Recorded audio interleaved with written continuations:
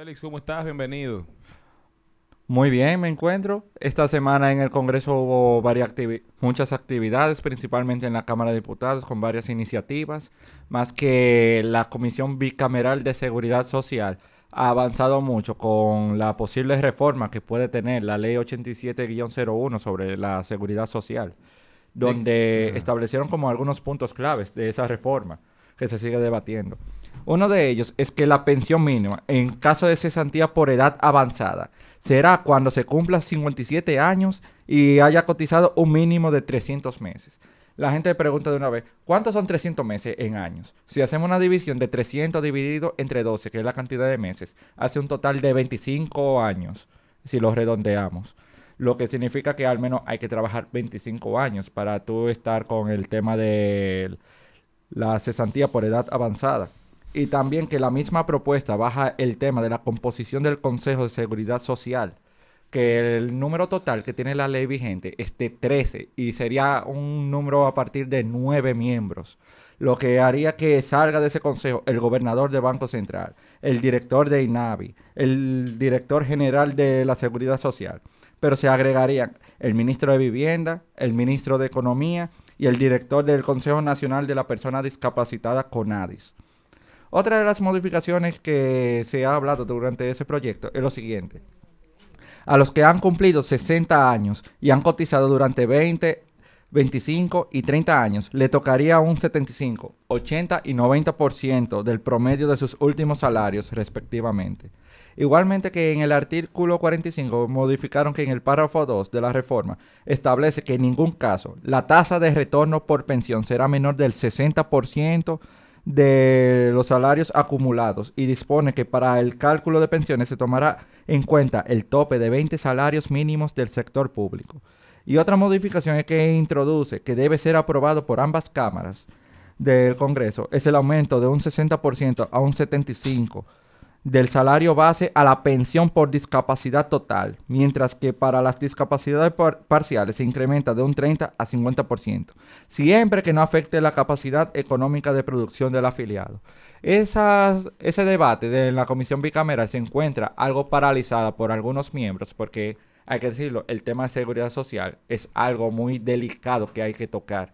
Y la misma ley es de hace ya 22 años y es necesario como una reforma al sistema de pensiones, porque nosotros nos hemos basado mucho en el modelo chileno y hemos visto cómo está hoy en día Chile con el sistema de pensiones que está colapsado y hay que modificar la ley, adecuarla a los nuevos tiempos y también que sea un sistema de pensiones que garantice a cada ciudadano una digna pensión.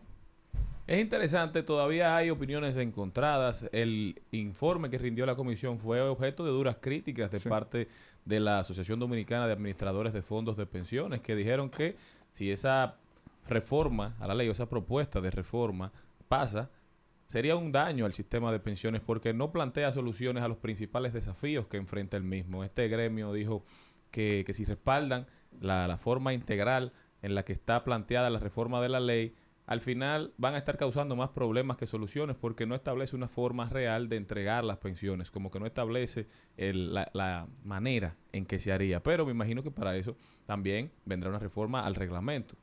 Sería algo necesario que se haga, inclusive que el tema de las pensiones es muy delicado y hay muchas partes que tienen gran interés, tanto el Estado, los encargados del tema del sistema de seguridad social y también todos los individuos tenemos interés sobre de cómo va a hacerse todo eso y que no haga un daño al Estado, para decirlo así. Y la modificación de la seguridad social de la ley 87-01 es algo que se ha estado hablando en los últimos 8 años. Y sería bueno ya como que las partes se pongan de acuerdo, como qué puntos se deben de tocar, qué se puede mejorar.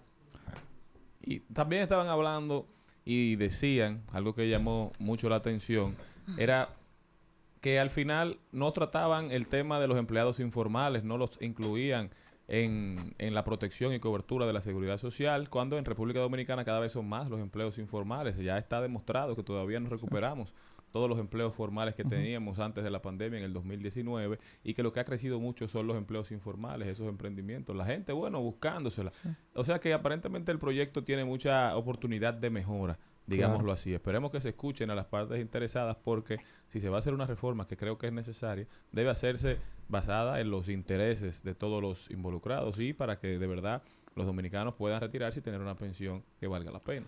Y también adecuado a la realidad social y económica de todos los dominicanos. Como tú dijiste, gran parte de los dominicanos viven en la informalidad.